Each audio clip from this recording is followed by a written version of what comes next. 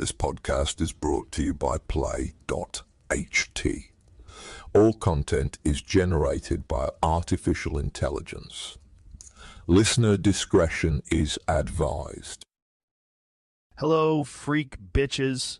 Welcome to another episode of the Jogan Experience. And on this episode, I welcome my friend who's difficult to describe. I'm fascinated by him, and I hope you'll be too. And he is weird and brilliant, and sometimes totally insufferable. But my guest today has made some of the great technological products of our age, and he's always pushing the envelope in innovation. Like, for example, with his next computer, he developed a new programming language and operating system, and then he became even more famous for making 3 applications for that computer. Word processor, a spreadsheet, and an image editor. That just showed me that this dude was brilliant, had amazing taste, and I would just hope that I could be even like 1/10 of the genius that my friend today is. And I can't even say his name, so yeah. So super psyched about having him in the house today. First time, or yeah, we've had you on before, but not for a long time. You're like Patrick Swayze and Demi Moore in Ghost. You're a memory from the past. So without further ado, my friend who is difficult to describe and wonderful, and I'm so grateful he came on the show. How's it going? Good to see you, buddy. It's been a long time since I've been on the show. I've missed this. It's always fun. How's it going? Come on, tell me about jobs. It's always good to see you, buddy. I'm so happy you came on, man. Yeah, it's great to be on the show.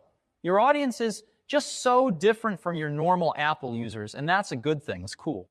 Well, you know, I was an Apple user way before I did this show. I've been a fan of yours and Macintosh since the 1980s. Well, you know, we just kind of figured that out. Even though Apple is big, it's still like 0.5% of the total users. People who listen to your show are a different group. They're weird. Well, that's good. So you must be a fan of the show then, right? I am. I am a fan. I mean, it's nice to sit back in the car and listen to you rant. I've always liked you. Well, appreciate that. And we have some weird tie, which hooks into the fact that I was a big fan of Gizmodo and I still go there all the time, but then there was some controversy or something.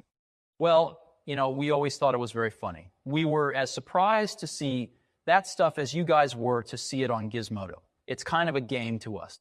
I got you, man. That's cool. So let's talk about some shit, all right? All right. So you studied at Reed College. Tell me about your time there. What did you learn? And you dabbled in Eastern mysticism there, right? Do you still go back and look at Hinduism and Buddhist texts and things? Not texts and things. I actually took a course in that. I have a very deep belief that the people in the Indian subcontinent are most responsible for human civilization's current state, whether it's math or spirituality or the art of storytelling. Western civilization is based on the art of storytelling. There's a great Indian epic that's 10 times as long as the Iliad and the Odyssey combined.